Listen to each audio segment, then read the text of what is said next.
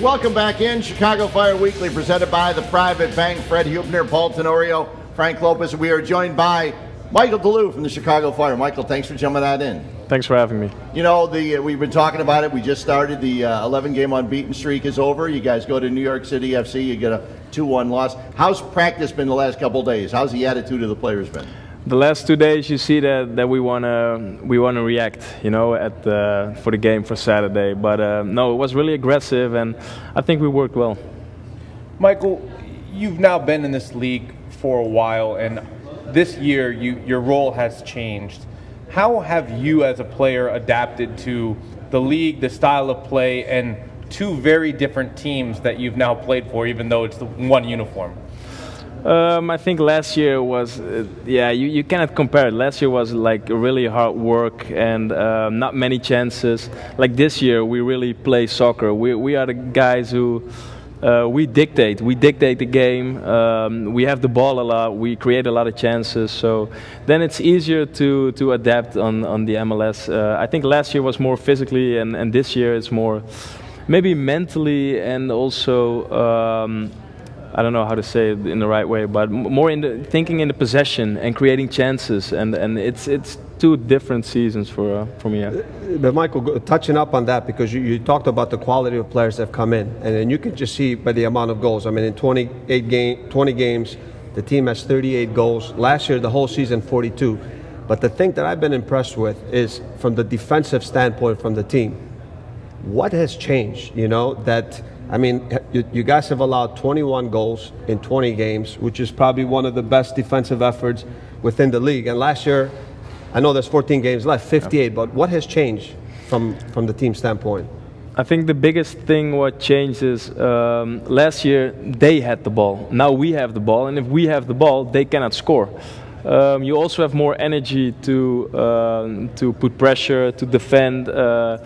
You know, all those little things makes that you're better, and also defensively, and also I think the back line is impressive, the midfield, but also the forwards are running. We are all running. We're defending with the team, not only the back line. Well, that's what I was going to say. Sorry, Paul, to interrupt, because we were talking about David Villa and how hard he works off the ball. But every time we often talk about you, is that if you're not on the score sheet, you always find a way to be positive for the team, and you work great when the team has the ball or the team doesn't have the ball, and I think that kind of feeds out to everyone. I think a lot of the team members have that kind of mentality that we're going to work extremely hard off the ball.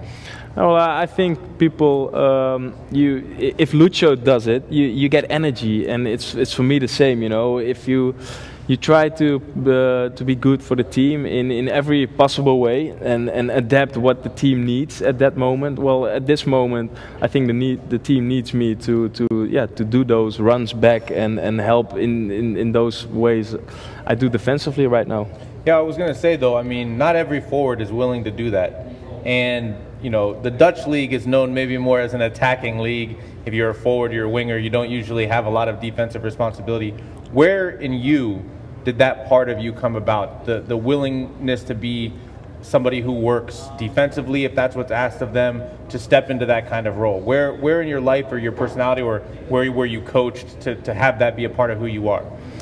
I think I always were like this. I always played like this. Always been like a team player, and if a team needs this from me, I will do this. Or if we need goals, or I'm always adapting in my role what we need. I think and sometimes I'm a little bit too much like a team player. Sometimes you need to be more selfish than, you know, when you have a chance. Like today in the training, we had I had a chance to shoot, but I chose for the pass, and at the end the pass didn't came through.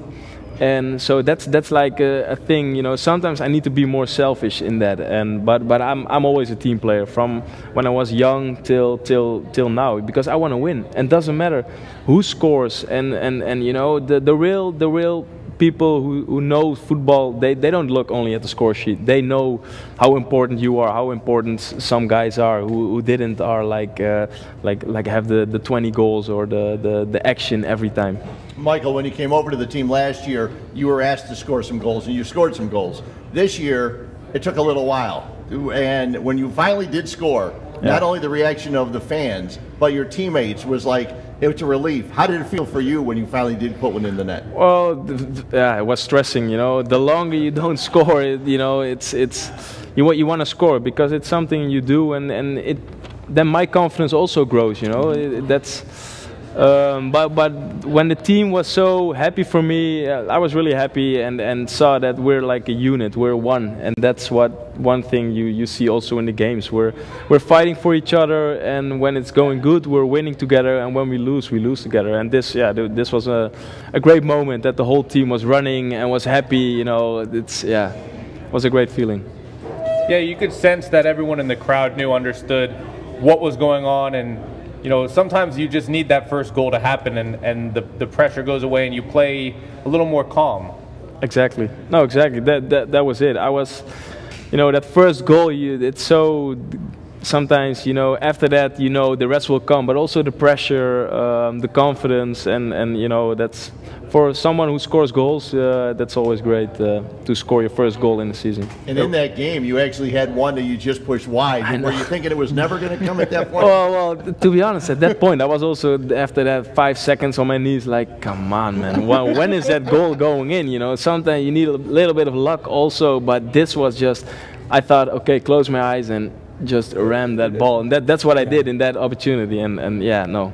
When we come back, we'll have more with Michael Leeuw. He joins us here on Chicago Fire Weekly. Don't forget, coming up this Saturday, they are in Sporting Kansas City, the Chicago Fire. Catch the game, 7:30 kick, 7 o'clock pregame on CSN+. A watch party right here at the Heineken Pub 97. Come on out. Then on Saturday, August 5th, it'll be home again. That's right. New England Revolution in town. A 7:30 kick, 7 o'clock pregame. $2 hot dogs presented by Red Hot Chicago. Chicago Fire, chicago-fire.com/tickets for more. We come back, we'll talk more with Michael Leeuw of the Chicago Fire. Chicago Fire Weekly, presented by the Private Bank.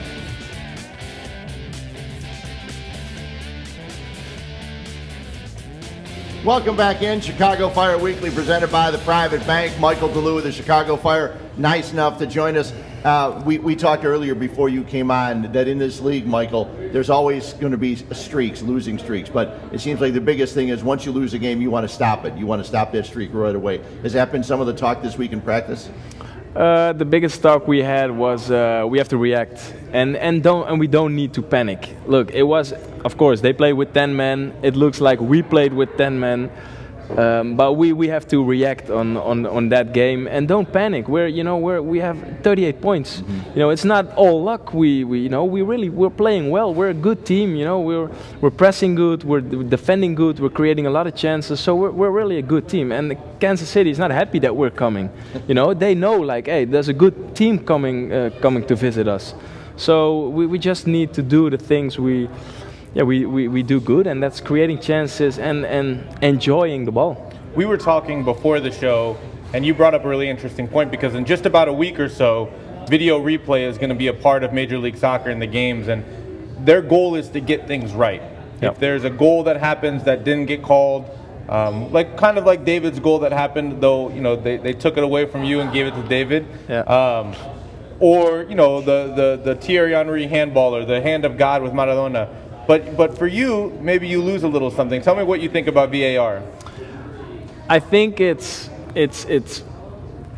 double, because I like you winning with a late penalty, what's not really a penalty, or a handball that wins, but you play for so much more, and the game's gonna be more fair. But to be honest, I like those kind of little things. That at the end of the game you think like the ref knows it wasn't a penalty, or you know, it was a handball. Or look, with red cards and dirty play, okay, that needs to be punished. Goals needs to be allowed when it's a goal. But I don't know, you know, when you're attacking and you're getting a penalty, or they look it back, yeah, I don't really like it. I like the little things. See, what I like about it is he also likes the controversy during the week.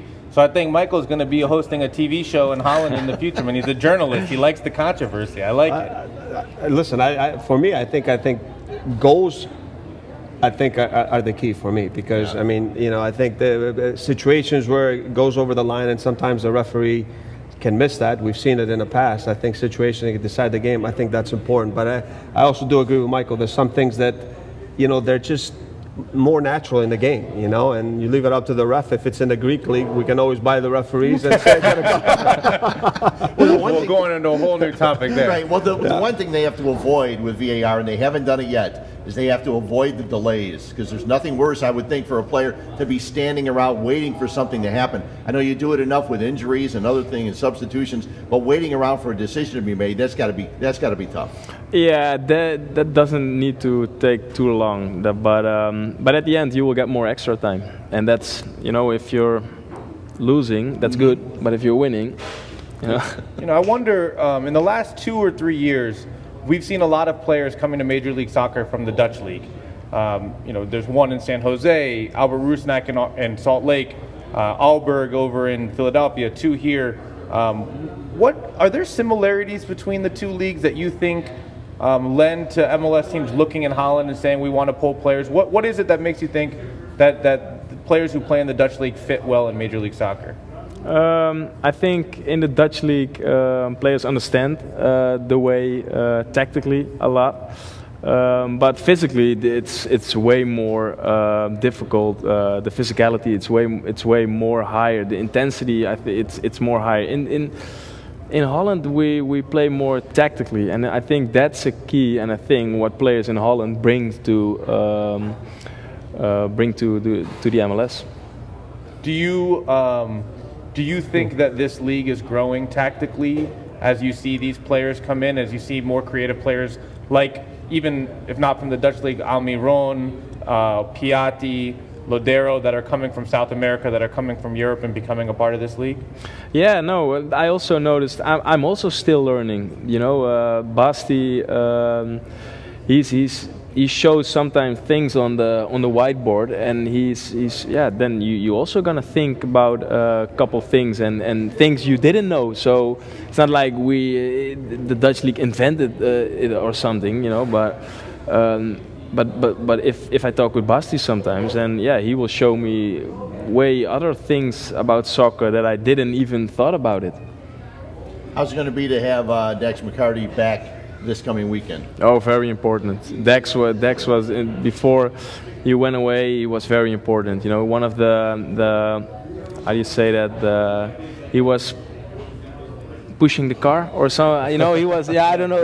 driving the. Yeah, he was. Yeah, he was very important. Very important in when we want to press, when we in offense. He's one of our important players. Well, we can't let him go without saying congratulations. Yes. You're going to become a father in December. Yes. How much are you looking forward to fatherhood? I'm really excited, really happy that in December, well, actually tomorrow is going to be a big day for us. Then we know the gender, or it's a boy or a girl. Day. So very excited and happy.